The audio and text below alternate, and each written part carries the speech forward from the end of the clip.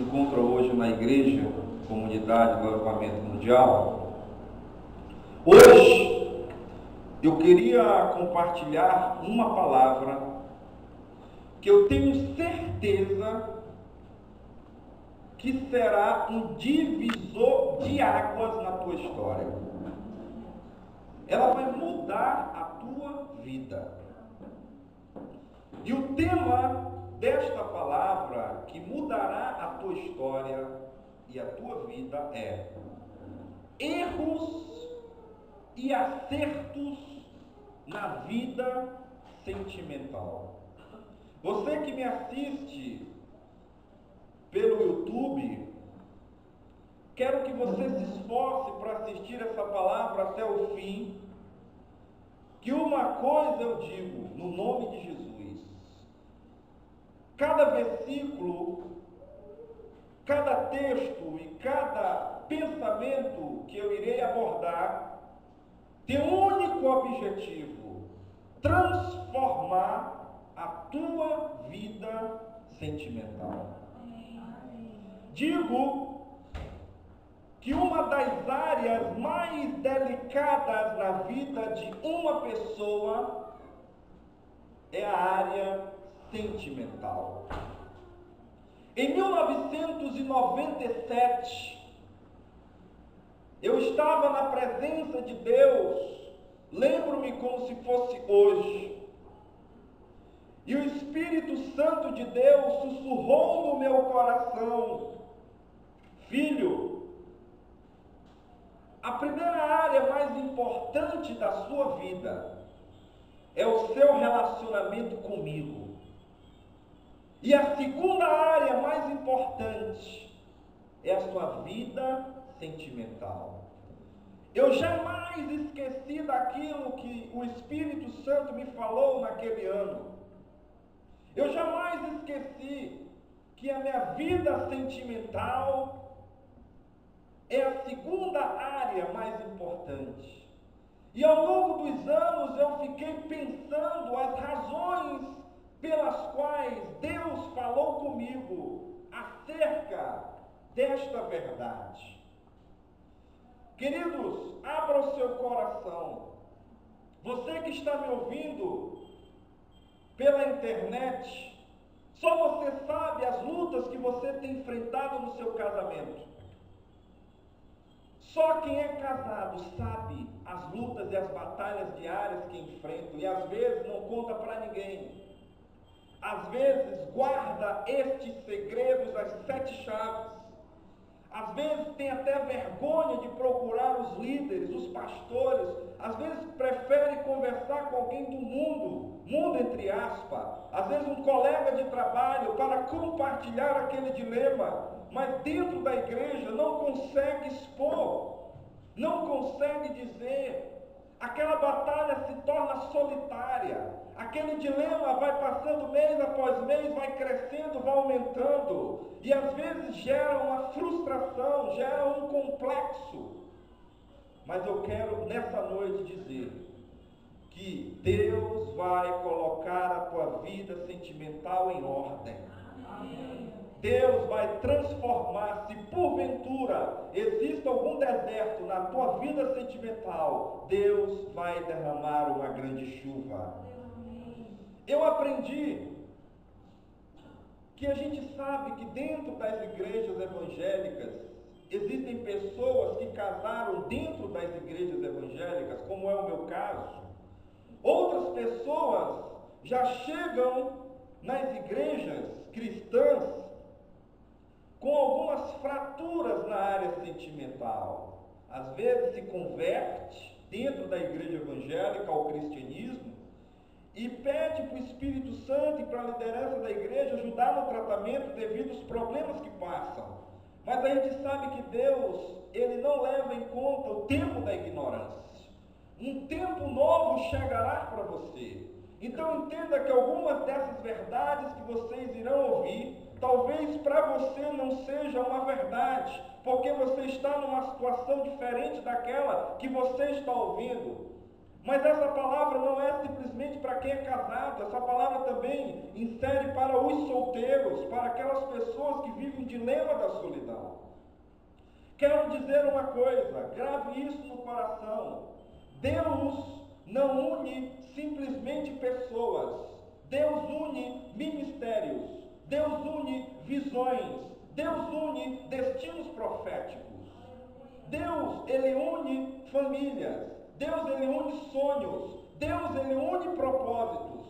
Saiba que a pessoa que Deus escolheu para você, essa pessoa que você casou, saiba que o Senhor Deus Todo-Poderoso uniu você para que profeticamente vocês estejam no centro da vontade de Deus. Compartilhando um pouco para vocês da minha experiência.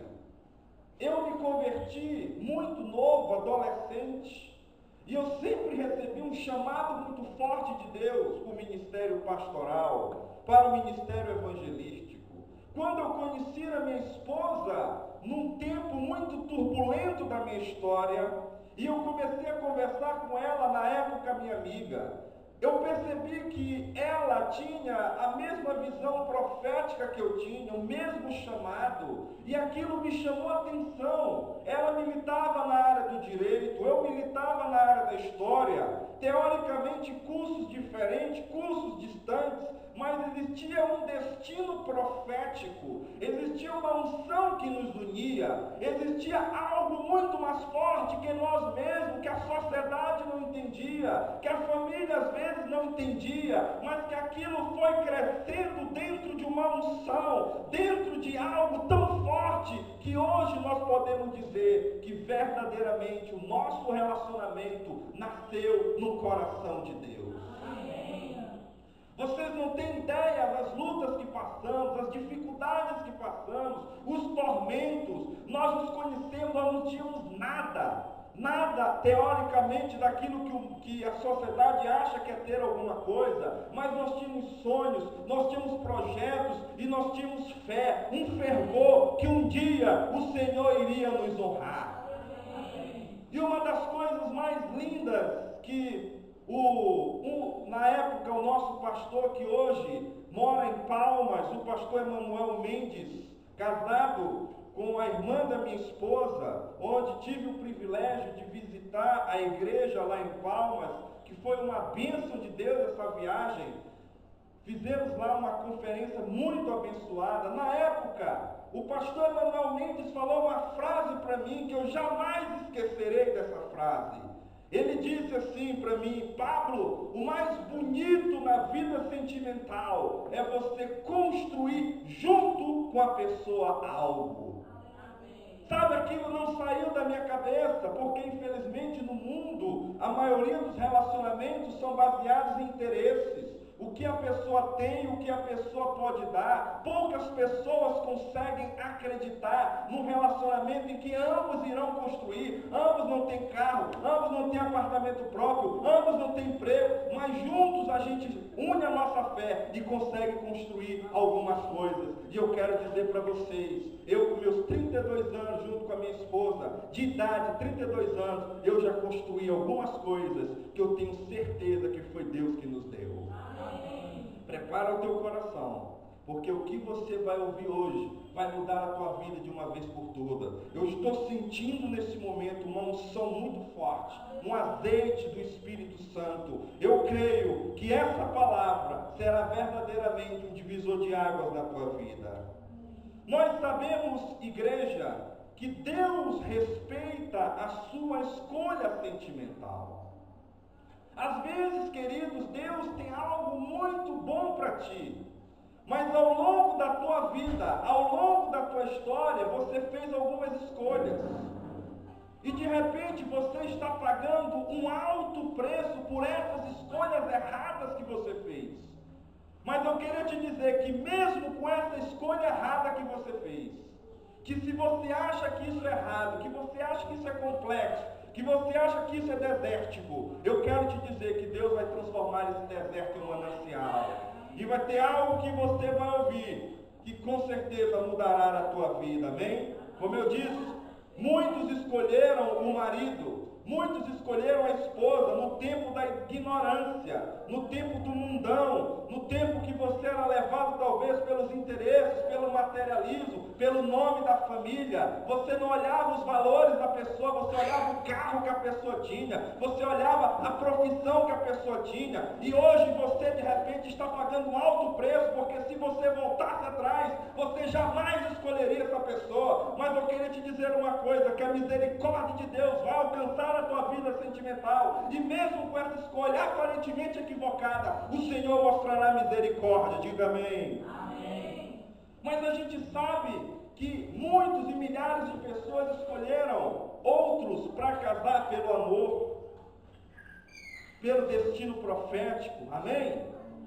Porque aquele relacionamento nasceu no coração de Deus, a gente sabe disso. Aquele amor verdadeiro, aquele amor genuíno. Eu dou glória a Deus que muitos de vocês que se encontram aqui na igreja, eu acompanhei e vi o relacionamento de vocês crescendo. Mas existe uma dicotomia. Muitos casaram por desejos incontroláveis, por gravidez precoce, por interesses, sabe? Muitos casaram porque foram forçados a casar. Aquele casamento, como se diz, foi um casamento arranjado. Foi um casamento em que às vezes você foi colocado naquela situação. E aquilo foi crescendo e você não sabe o que fazer, porque alguns já têm filhos e sabem que filhos é uma das coisas mais sérias que se tem na vida. A filha é para sempre. Marido pode passar, mulher pode passar, mas filha é para sempre, né? Mas eu já ouvi alguns irmãos evangélicos dizendo: pastor, eu casei errado, eu tenho dúvida, às vezes tenho vontade de me separar e recomeçar, porque aquela pessoa, ela não soma, não multiplica nos meus sonhos ministeriais.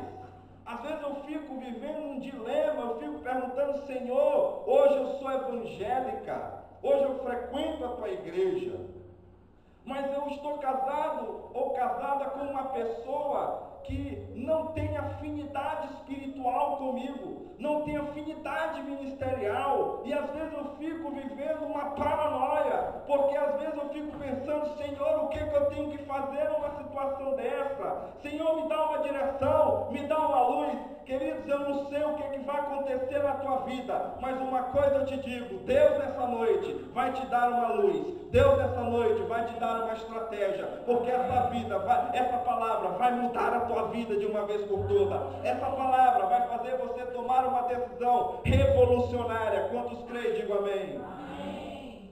Quem criou o casamento? Quem criou o casamento foi o próprio Deus. Abra sua Bíblia no livro de Gênesis. Gênesis, capítulo 2. Gênesis, capítulo 2, versículo 24. Gênesis, capítulo 2, versículo 24. A Bíblia diz: por isso deixa o homem pai e mãe e se une à sua mulher, tornando-se os dois uma só carne. Amém? Amém. Então Deus foi o criador do matrimônio. É interesse de Deus abençoar o casamento. E o sonho de Deus é que esse casamento seja feliz e seja estável. Mas muitas pessoas afirmam que o seu casamento tem sido marcado pela instabilidade e pela infelicidade. É para ser feliz, estável e equilibrado, mas infelizmente dentro das próprias igrejas evangélicas, esse casamento tem sido marcado por discórdias, por brigas, por confusões, por falta de respeito. E eu vou abordar nessa noite alguns problemas que a gente enfrenta no casamento e na vida sentimental. Sabe, uma vez saiu uma pesquisa à igreja que 30% dos casais no Brasil vivem como cão e gato, não se entende. mas 30% vive mais ou menos. 30 mais 30, 60%. E apenas 40% vive bem. Ou seja, a metade dos casais no Brasil tem problemas sérios no casamento. Eis a razão de um grande número de divórcios. Eis a razão de um grande número de pessoas que se separam diariamente. Vocês concordam comigo que existem milhares de pessoas que se separam? Às vezes, dentro e fora das igrejas evangélicas. A gente percebe que dentro das igrejas evangélicas, graças ao bom Deus, isso não acontece com tanta frequência. Mas de vez em quando nós ouvimos alguns escândalos, problemas seríssimos que acontecem dentro dos casais, inclusive alguns pastores. Às vezes pastores que estão na mídia, pastores que estão com uma projeção religiosa muito grande, mas estão vivendo verdadeiros desertos, verdadeiros dilemas, promiscuidades e problemas estes que a gente fica pensando, Senhor, como é que uma pessoa, com uma autoridade dessa, uma projeção ministerial dessa, fica tendo esse tipo de atitudes para com a esposa? Sabe, queridos, eu quero te falar uma coisa, além de cristão, nós temos valores, nós temos o caráter, amém? E esse caráter, a gente nasce com ele? Não, a gente constrói esse caráter com valores da família, com valores que a gente aprende no dia a dia com pessoas. Eu estou falando alguma mentira para vocês ou não? Às vezes a gente sabe que o cristianismo se transforma, mas o caráter, a família também tem uma influência muito forte, a gente sabe disso. Mas eu quero nesse momento abordar sobre um dilema que alguns irmãos enfrentam. Vamos falar um pouco dos solteiros. Você que está me ouvindo agora pela internet ou aqui na igreja, talvez você já passou ou passa por esse dilema, que é o dilema da solidão. A solidão é um sentimento terrível.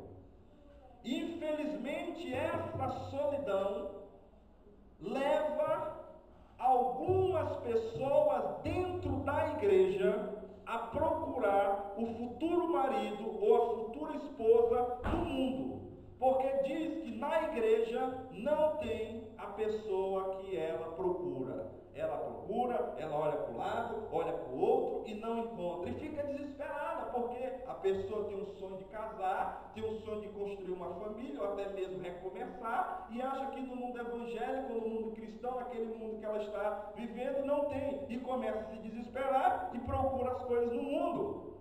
Mas a Bíblia é muito enfática em relação a isso. A Bíblia fala no livro de 2 Coríntios, abra sua Bíblia, no livro de 2 Coríntios, capítulo 6, versículo 14. Você que está me ouvindo pela internet, ouça bem esse versículo. Talvez você está namorando com alguém que teoricamente não comunga da mesma fé que você. Você está enfrentando esse dilema, você é da igreja, a pessoa não frequenta a igreja, a pessoa não tem valores cristãos, e a Bíblia diz em 2 Coríntios 6,14: não vos ponhais em julgo desigual com os incrédulos, porquanto que sociedade pode haver entre a justiça e a iniquidade? Ou que comunhão da luz com as trevas? Que harmonia entre Cristo e o maligno? Ou que união do crente com o incrédulo? Que união há entre o crente com o incrédulo? A Bíblia está muito clara, o apóstolo Paulo está dizendo que é muito difícil ter comunhão entre o crente e o descrente. É muito difícil ter comunhão entre o crente e o incrédulo. Mas você me diz, eu frequento a igreja, eu sou evangélico, meu marido não é, eu me converti e ele não se converteu. O que é que eu vou fazer? Deus vai te dar uma direção. Você vai receber hoje uma arma bíblica, você vai receber um segredo divino, que o Senhor com certeza vai te dar uma estratégia. E eu tenho muita fé que o teu marido, que não é evangélico, ele vai ter uma experiência muito forte com Deus, e ele vai se converter ao cristianismo, amém? Sabe, uma das histórias mais engraçadas, mais fortes que eu ouvi foi do pastor Zezinho de Belo Horizonte, um dos grandes mestres que nós temos no Brasil. Certa vez, um jovem foi procurar o pastor Zezinho e falou acerca do namoro dele. Falou, na verdade foi uma jovem que procurou ele e disse: pastor, eu estou namorando com uma pessoa maravilhosa. uma pessoa de boa família, é uma pessoa que tem valores, é uma pessoa que tem caráter, é uma pessoa que você olha, trabalhadora, uma pessoa amiga.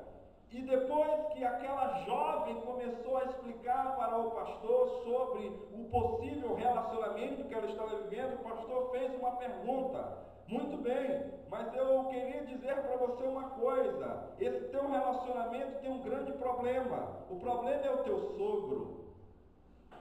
E a jovem disse: não, mas eu me dou muito bem com meu sogro, é uma pessoa maravilhosa, me trata muito bem, frequenta a casa, sabe, eu estou assim crescendo em amizade com ele. Não, mas não é esse sogro que eu estou dizendo. Porque se aquela pessoa não anda na luz, ela anda nas trevas. Esse sogro não é esse sogro físico que você está vivendo, que você está pensando. Esse sogro é porque quem não é filho de Deus é criatura. E as criaturas estão sob a influência do maligno.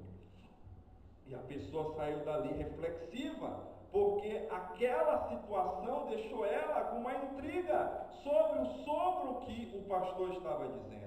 Queridos irmãos e amados que se encontram hoje na igreja, a solidão, quando não tratada, leva algumas pessoas à depressão, leva algumas pessoas ao isolamento, porque a pessoa se sente tão só. A pessoa, ela se sente numa situação tão isolada, rejeitada, ninguém olha para ela, ninguém se interessa. Às vezes a pessoa se sente feia, às vezes a pessoa se sente frustrada por não conquistar algumas coisas, e ela começa a entrar numa paranoia, e aquela paranoia, às vezes quando não tem um acompanhamento de uma liderança, um acompanhamento bíblico, leva a pessoa à depressão. Eu quero contar para vocês que existem milhares de evangélicos que vivem, infelizmente, no mundo da depressão.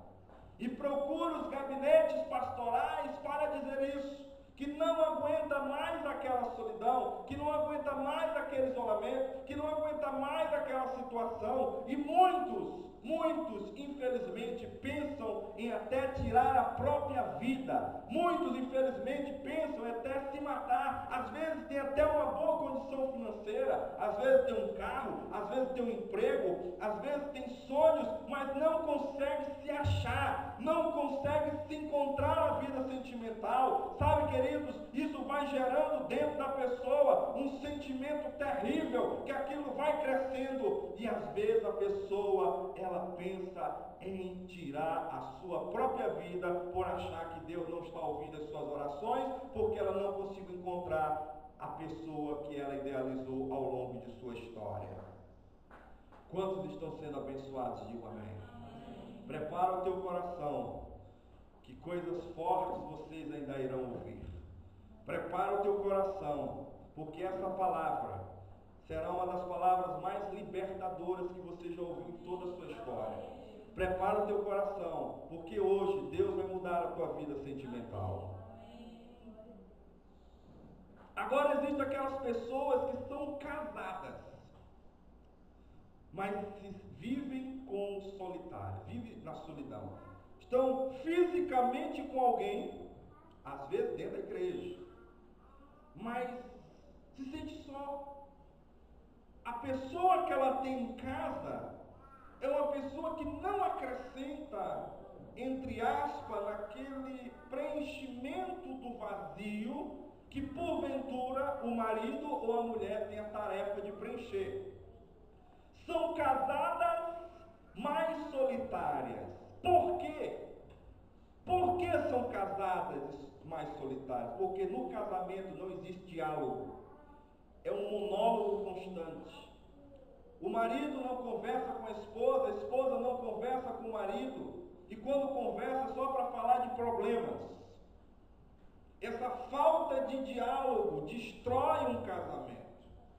Você tem que entender que a pessoa que você tem do seu lado, que Deus te deu, você precisa conversar com essa pessoa. Você precisa trocar ideias com essa pessoa. Essa pessoa, ela serve para você também como um conselheiro, como uma conselheira.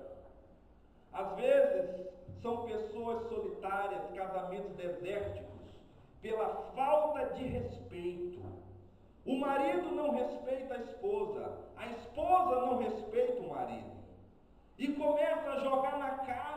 monte de situações que às vezes nem casamentos no mundo acontecem. A falta de respeito cresce a cada briga, palavrões, humilhações, sabe? Brigas, conflitos.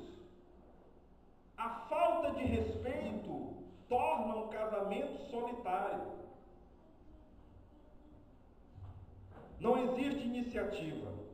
Não existe iniciativa para algumas coisas, não existe iniciativa para um passeio, não existe iniciativa para a sexualidade, não existe iniciativa para fazer uma viagem. Tudo isso vai contribuindo para que a solidão cresça.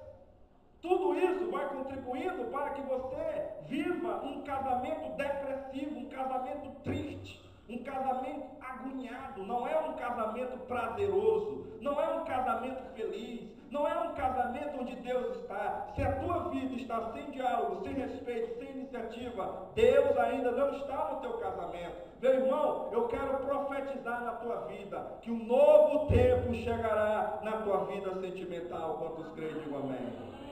Você tem que tomar posse, você que está solteiro, você que está na solidão, você que está buscando por alguém, você precisa ler a Bíblia e tomar posse. A Bíblia diz em Provérbios, capítulo 19, versículo 14. Provérbios 19, 14, a Bíblia diz: a casa e os bens vêm como herança dos pais, mas do Senhor a esposa prudente. O teu pai e a tua mãe não vai te dar um marido prudente. O teu pai e a tua mãe não vai te dar uma esposa prudente, mas o Senhor te dará. O Senhor te dará um marido prudente. O Senhor te dará uma esposa prudente. A Bíblia diz em Provérbios 18, 22, o que acha uma esposa, acha o bem, e alcançou a benevolência do Senhor. Eu queria te dizer uma coisa, quem acha uma esposa e quem acha um marido, alcançou a bondade de Deus. Diga amém. Mas quais são os maiores problemas de um casamento? Quais são as maiores dificuldades que um casal enfrenta? A primeira dificuldade que um casal enfrenta muito no casamento, você que está me ouvindo, você que não está conseguindo largar essa pregação, ouça o que eu estou te falando agora. Uma das grandes dificuldades de um casamento é a falta de mansidão, domínio próprio e tranquilidade. Pessoas explosivas, pessoas emotivas, pessoas que falam tudo que vem na cabeça. Isso atrapalha o teu casamento. Biblicamente falando, isso não é de bom grado ao Senhor. A falta de mansidão, a falta de domínio próprio, a falta de tranquilidade, principalmente nas circunstâncias adversas. Às vezes é uma circunstância financeira, às vezes é uma circunstância da família, às vezes é uma circunstância com os filhos, e isso vai crescendo em você aquele sentimento de irritação, de jogar tudo para o alto, de desanimar, e você começa a acusar o seu companheiro, e você começa a falar alto com ele, e você começa a jogar coisa na cara dele ou dela, e isso vai agoniando o teu casamento. Infelizmente, alguns têm vontade até de sair de casa, sair correndo e voltar para a casa dos pais e às vezes tentar dar um tempo porque não aguenta mais aquela tempestade. Porque tem gente, meu irmão, que é só a graça de Deus. Tem pessoas que infelizmente não têm mansidão, domínio próprio, equilíbrio e tranquilidade. E a Bíblia diz em 1 Pedro, abra sua Bíblia no livro de 1 Pedro, capítulo 3, versículo 4. 1 Pedro capítulo 3, versículo 4, a Bíblia diz: seja, porém, o homem interior do coração unido ao incorruptível, trajo de um espírito manso e tranquilo, que é de grande valor diante de Deus. Um casamento marcado pela mansidão, um casamento marcado pela tranquilidade, agrada o coração de Deus. Um casamento que tem equilíbrio, um casamento que tem diálogo. 1 Pedro capítulo 3, versículo 4. A Bíblia diz no final do versículo 4 que esse tipo de atitude é de grande valor diante de Deus. O segundo motivo que leva muitos casais a brigas é a questão da sexualidade. Brigas por causa do sexo. Às vezes a mulher não quer, o homem quer e a mulher não quer. Geralmente é a mulher que não quer.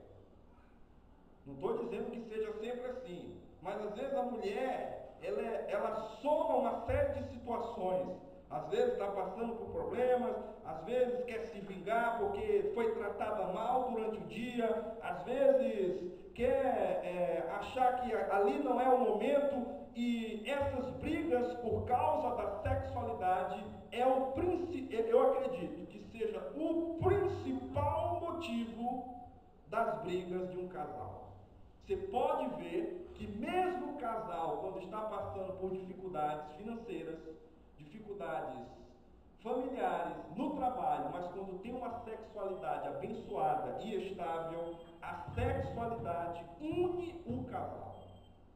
E a mulher e o homem têm que ver o que a Bíblia diz sobre isso. A Bíblia fala muito claramente sobre a questão da sexualidade. A Bíblia diz em 1 Coríntios, capítulo 7, 1 Coríntios, capítulo 7, versículo 1. Às vezes, alguns procuram os pastores, os líderes da igreja e confessam: não, a minha esposa está fazendo greve de sexo. E eu não aguento mais, ela está me punindo. Porque isso, porque aquilo. Irmãos, isso gera uma tempestade, às vezes se torna um grande dilema na vida de algumas pessoas. Mas a Bíblia diz em 1 Coríntios, capítulo 7, versículo 1, acompanhe comigo: quanto ao que me escreveste, é bom que o homem não toque em mulher, mas por causa da impureza, cada um tem a sua própria esposa, e cada um o seu próprio marido. O marido conceda à esposa o que lhe é devido, e também semelhantemente a esposa ao seu marido. A mulher não tem poder sobre o seu próprio corpo, e sim o marido. E também semelhantemente o marido não tem poder sobre o seu próprio corpo, e sim a mulher. Não vos priveis um ao outro, salvo tal por mútuo consentimento, por algum tempo, para vos dedicar à oração e novamente vos ajuntares, para que Satanás não vos tente por causa da incontinência. Às vezes, a mulher começa a fazer greve de sexo, problemas nessa área, o homem, e parece que aquela atitude foi uma atitude sábia. Mas a Bíblia diz que se não for por motivo de oração, onde ambos concordaram, a Bíblia está dizendo que Satanás pode aparecer nesse relacionamento e colocar algumas coisas ou na cabeça da mulher ou na cabeça do homem, porque a Bíblia está dizendo para que Satanás não vos tente por causa da falta de sexo. Então, os casais evangélicos, os casais cristãos têm que perceber que o teu casamento precisa desse investimento constante. E isso nasce com diálogo, com respeito, com amor, com iniciativa, com equilíbrio, com mansidão, com domínio próprio. A gente sabe que isso é um reflexo do dia a dia. Isso é um reflexo de como a mulher é tratada. Isso é reflexo de como o homem é tratado. Isso é reflexo do diálogo de amizade que vocês têm. Quantos concordam? Digo amém. O terceiro problema que muitos casamentos enfrentam, eu sei que ao longo do Brasil tem muitos pastores especialistas nessa área de casamento. Eu sei que existem pregadores fantásticos que são usados por Deus para trazer restauração. O pastor Josué Gonçalves, que é um grande homem especialista nessa área de casamento. Outros pastores, aquele pastor que tem um programa na Record, que eu esqueci o nome dele, que escreveu aquele livro Casamento Blindado, né? Eu não sei quem lembra do nome do pastor, mas ele também, junto com a esposa, tem sido uma bênção, uma referência nessa área, não é verdade? Mas humildemente eu estou aqui para dar uma parcela de contribuição. E eu quero te falar que existem verdades escondidas nessa palavra, que com certeza vai trazer algo especial na tua história. E o teu casamento nunca mais será o mesmo. Diga amém. Um dos grandes problemas, eu até compartilhei na sexta-feira aqui na igreja, é a falta de honra no casamento. Sabe, queridos, quando você não consegue honrar o seu marido, você não consegue honrar a sua esposa, por orgulho ou por qualquer tipo de sentimento, saiba que o teu casamento está fadado ao fracasso. Aprenda a honrar o teu marido. Aprenda a honrar a tua esposa. A Bíblia diz em Juízes, capítulo 16, versículo 19, Juízes, capítulo 16, versículo 19, a Bíblia diz, veja a história de Dalila e Sansão, Juízes, capítulo 16, versículo 19, é uma história muito forte essa aqui. Juízes 16, 19, a Bíblia diz, você que está me ouvindo pela internet, ouça esse versículo. Então Dalila fez dormir Sansão nos joelhos dela, e tendo chamado um homem, mandou rapar-lhe as 7 tranças da cabeça, passou ela a subjugá-lo, retirou-se dele a sua força.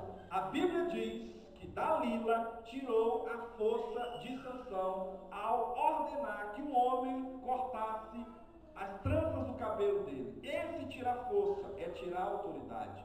Não tire a autoridade do teu marido. Eu posso dizer também, por que não a gente não deve, em algumas situações, não tirar a autoridade da nossa esposa? Não é só homem, mulher para homem para mulher também. Não vamos tentar ter uma visão patriarcalista das coisas. Vamos analisar que, apesar da história ser Dalila e Sansão, a gente sabe que o homem não deve respeitar a esposa ao ponto de desonrá-la. E o marido também. Não envergonhe o seu marido perante as pessoas. Não envergonhe a sua esposa perante seus familiares. Aprenda a esconder a nudez da sua esposa. Aprenda a esconder a nudez do seu marido. Glória a Deus por isso. O quarto grande problema que muitos casamentos enfrentam, e esse problema, segundo o livro que eu li, é o maior problema de um casamento. Chama-se problemas financeiros. Para muita gente, os problemas financeiros têm sido um tormento. Tem sido um elemento de desagregação, tem sido um elemento de brigas constantes, porque para um casamento viver, para um casamento crescer, tem que ter estabilidade financeira. Aí você me diz assim, pastor, realmente esses problemas financeiros às vezes já atingiram a minha casa, já atingiram a minha família, mas eu queria te falar uma coisa, Deus vai transformar esse teu problema financeiro. Quantos creem nisso? A gente sabe que esse dilema é um dilema complicado, mas a gente não pode se entregar para esse dilema. Nós temos que entender que os problemas financeiros aparecem, mas eles vão cair.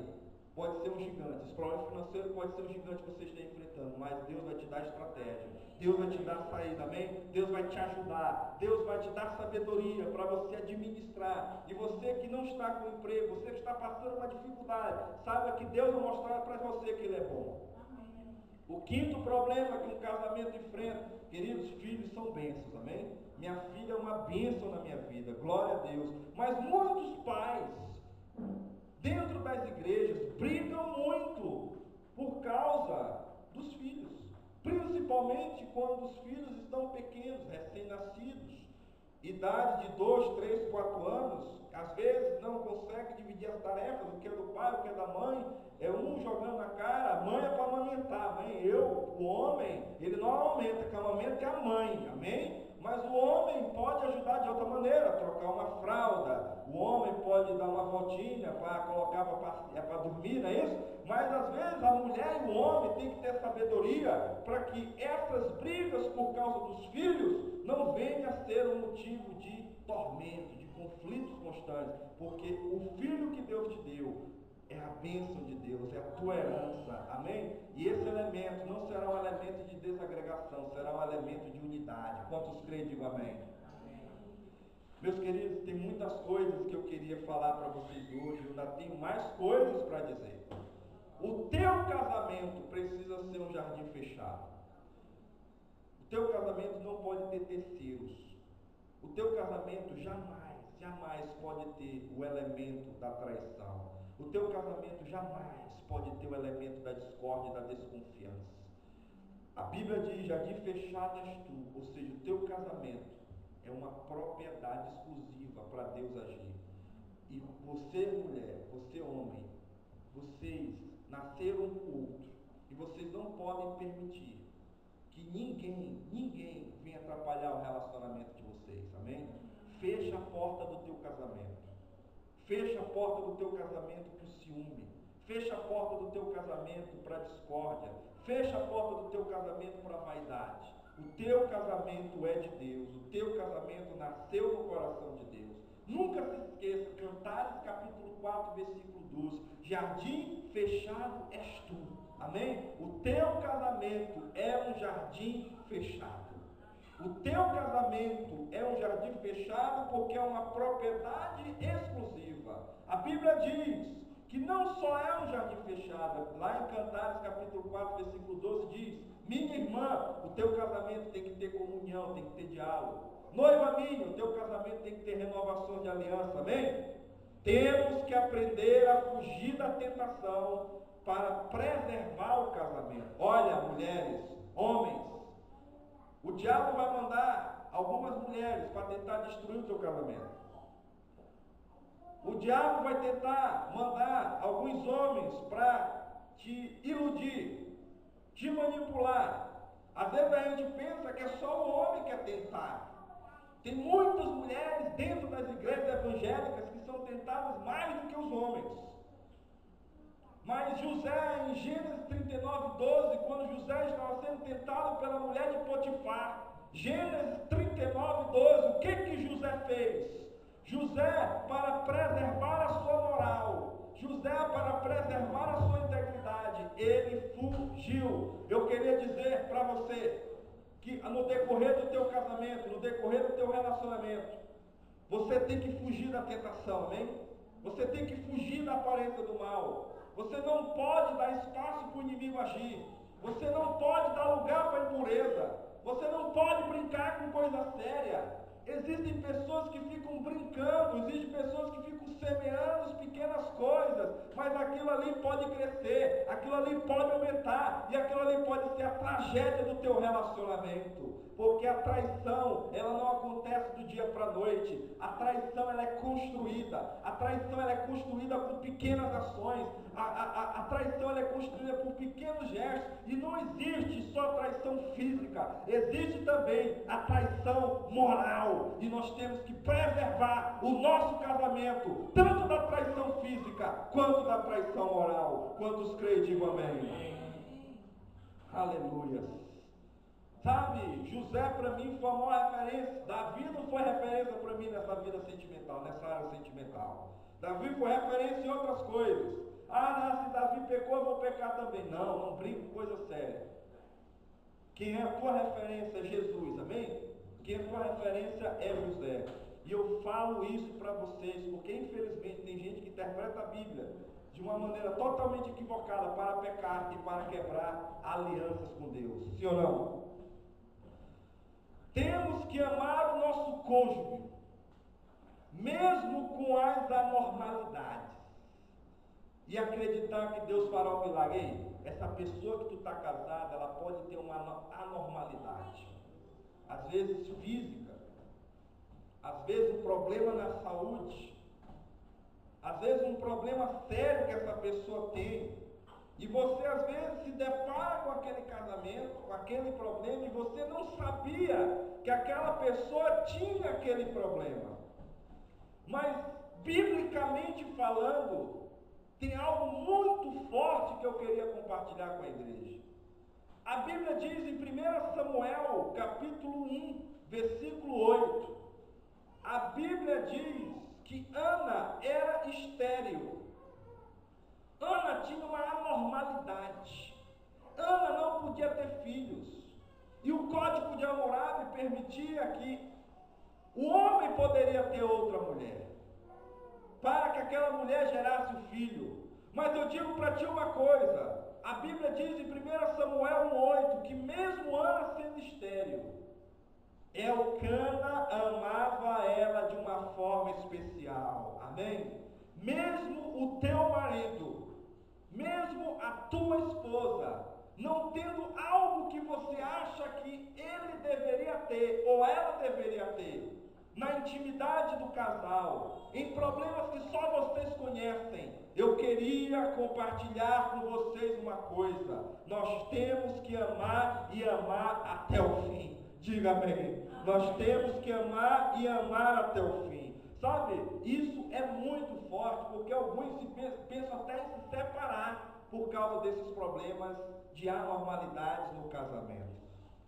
Às vezes o inimigo, ele é terrível, ele age de uma forma sutil no casamento, principalmente na área da sexualidade. O inimigo é terrível, porque tem algumas pessoas que infelizmente, dentro das igrejas evangélicas, se converteram, mas traz consigo uma carga mundana, traz consigo conceitos diabólicos, que o marido tem que ser musculoso, que a mulher tem que ser toda esbelta, e às vezes isso vai crescendo um sentimento de aversão na pessoa, e a pessoa entra em paranoia, porque fica comparando como era antes, como é depois. Eu casei assim, está assado, meu Deus, o que é que vai ser? Eu quero te dizer uma coisa: ame essa pessoa até o fim.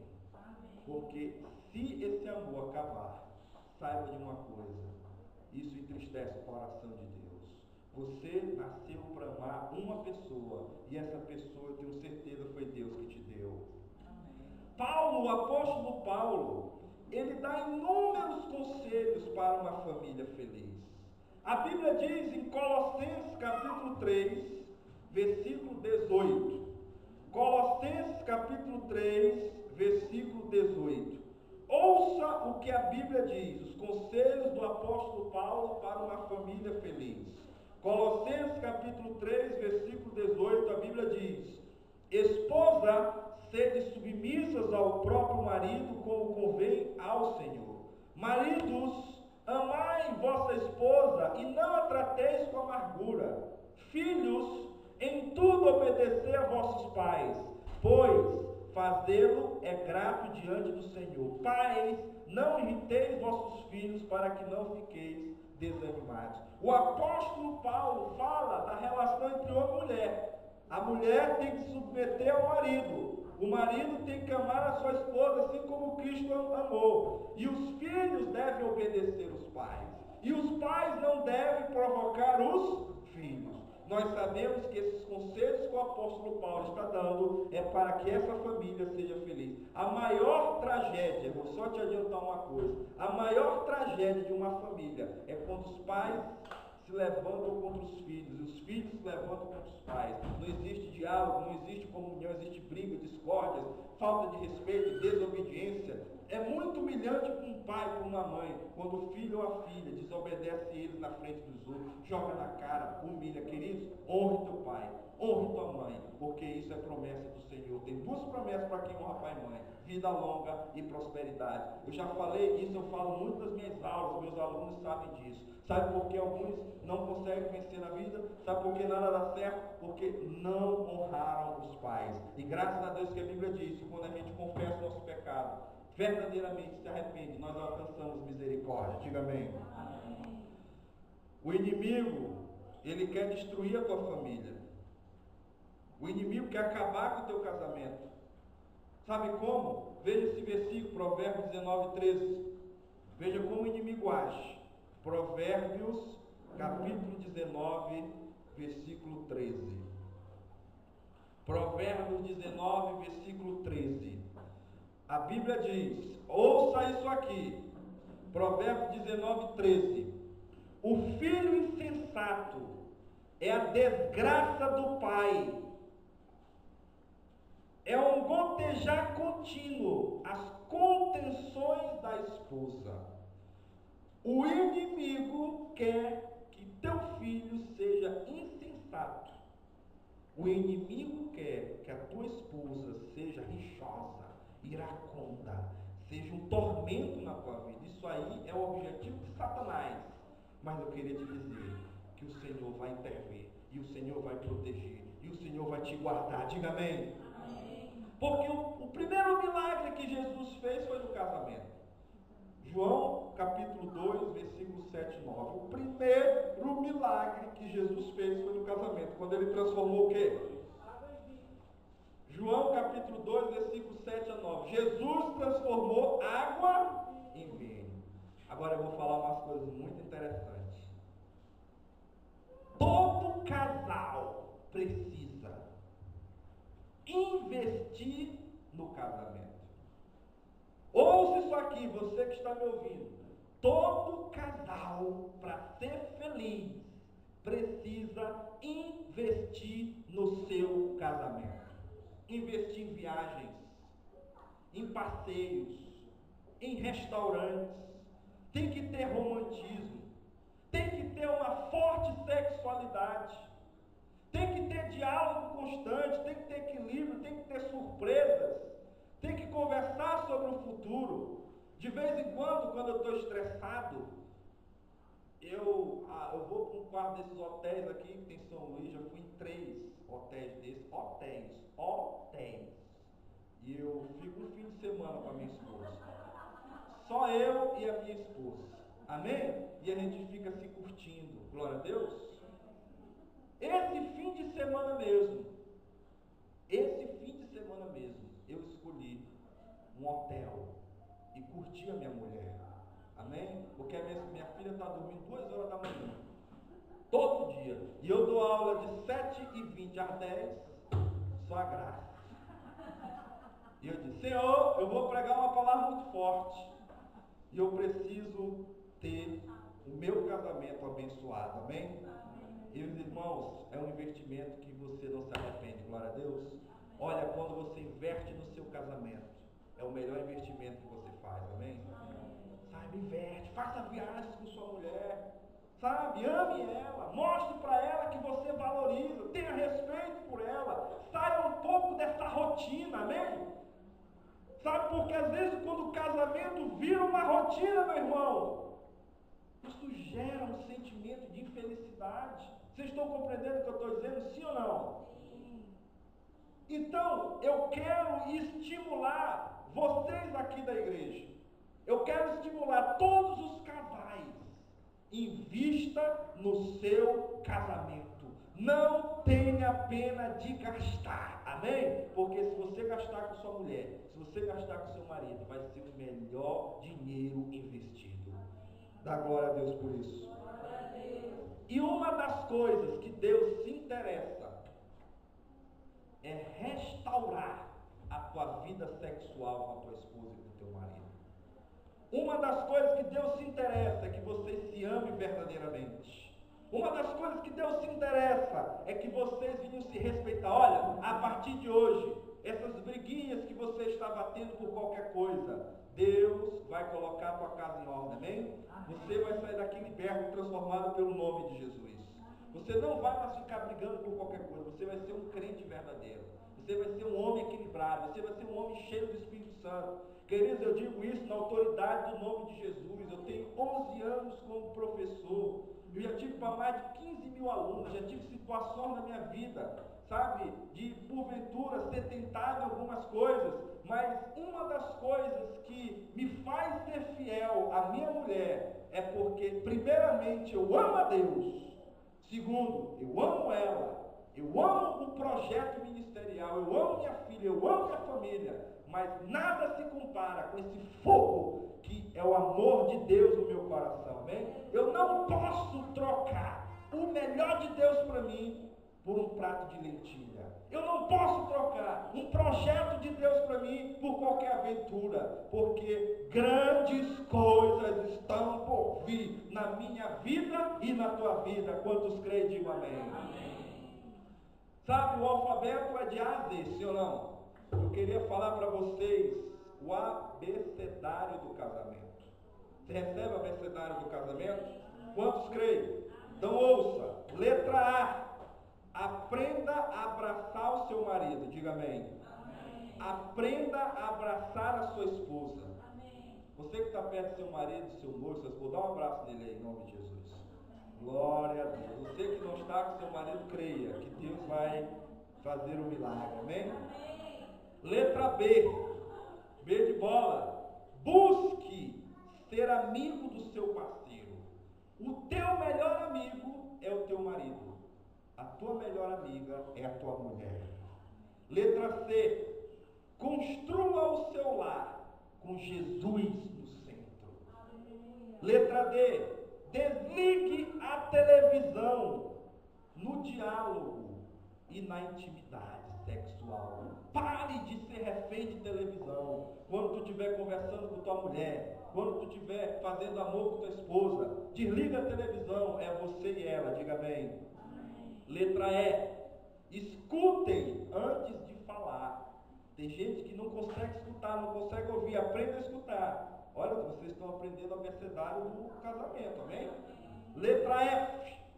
Fujam das brigas constantes. Meu irmão, essas brigas constantes não é de Deus. Isso aí quer te acabar, isso aí quer te deprimir, isso aí quer te deixar triste. Toda hora é uma briga. É briga por causa de dinheiro, é briga por causa de filho, é briga por causa de sexo, é briga por causa disso, é briga por causa de... Misericórdia, diga amém. Letra G. Gaste tempo nas refeições, sabe? No almoço, no café, no jantar. Aprenda a comer perto da sua esposa, do seu marido, dos seus filhos, que isso é muito bom. Letra H. Honre publicamente um ao outro. Aprenda a honrar o teu marido e a tua esposa publicamente. Letra I. Invistam na espiritualidade, no culto doméstico, vida de oração, vida de leitura da Bíblia, amém? Letra J. Jamais durmam bravos, jamais. Por favor, brigou, tem que conversar antes de dormir, pedir perdão, amém? Letra L. Louve a Deus junto pelas vitórias, amém? O marido conquistou alguma coisa, a esposa conquistou, vocês têm que louvar a Deus, sabe? Minha esposa sabe que minha vida é de vitória em vitória, desde quando ela me conhece, é só contando vitória. Já tive desertos? Sim. Já tive demissões? Sim. Mas eu nunca me abalei com as demissões, eu nunca me abalei com os desertos, porque eu creio no Deus da Bíblia. Eu quero te contar uma coisa, eu quero transferir sobre você essa unção de louvar a Deus junto com o seu marido nas vitórias e nas derrotas. Diga amém. Tenha uma visão otimista da vida. Letra M. Ministrem a palavra no culto doméstico, que a tua casa tenha aquele tempo de oração e de leitura da Bíblia. N. Nunca permita a desestrutura familiar. Não permita que o teu lar seja desestruturado. Sabe, às vezes tem uns vizinhos que te conhecem, dizem, esse casal é crente, mas nem parece que é crente, vive brincando, vive em confusão, vive se humilhando, vive falando coisas um para o outro. Às vezes tem gente que não vai nem para a igreja, porque se for para a igreja viver isso aí, eu prefiro ficar em casa. Sim ou não? Às vezes é na família que as pessoas observam, às vezes os teus familiares nem te dizem, mas eles ficam te observando. Letra O. Orem juntos. Letra P. Perdoe sempre. Letra Q. Quando não puder resolver o problema, procure ajuda. Às vezes do pastor, do líder. Letra R. Respeite a opinião do outro. Nem sempre teu marido vai opinar do jeito que você gosta. Nem sempre a tua esposa vai falar o que você pensa. Letra R. Não, R eu falei, né? Respeite a opinião do outro. Letra F. Separe um tempo no dia para conversar. Só quer saber de ganhar dinheiro, só quer saber de trabalhar, só quer saber disso, só quer saber daquilo. Converse com a tua mulher. Converse com o teu marido. Separe um tempo para eles. Diga amém. Letra T. Tirem a palavra divórcio do teu vocabulário. Não existe palavra divórcio no casamento de crente. Tire a palavra divórcio do teu casamento. Letra U. Unam-se diante dos filhos. Os teus filhos precisam ver que tu é unido com tua mulher. Os teus filhos precisam ver que tu é unido com teu marido, porque eles estão te observando. Se você fica em confusão e brigas constantes, eles ficam tristes com isso. Letra V. Vão para a igreja juntos, amém? Ouvir a palavra de Deus, unidos no só propósito. Letra X. Xingar um ao outro jamais. Não xingue o teu marido, não xingue a tua esposa, não fale aqueles palavrões horripilantes para eles. Nem tua mulher, nem teu marido merece ouvir aquela loucura. Letra Z. Zelem pela sexualidade. Amém? Torne o teu casamento um casamento abençoado em todas as áreas.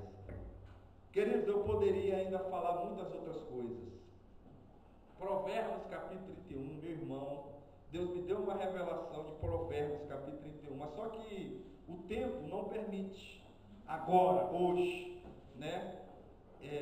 Mas um dia eu vou ministrar sobre Provérbios capítulo 31, que eu acho esse texto de Provérbios 31 tremendo. Eu louvo a Deus por aquilo que você ouviu, eu louvo a Deus por essa palavra, amém? Eu tenho certeza que Deus mudou a tua vida, eu tenho certeza que o Espírito Santo te abençoou,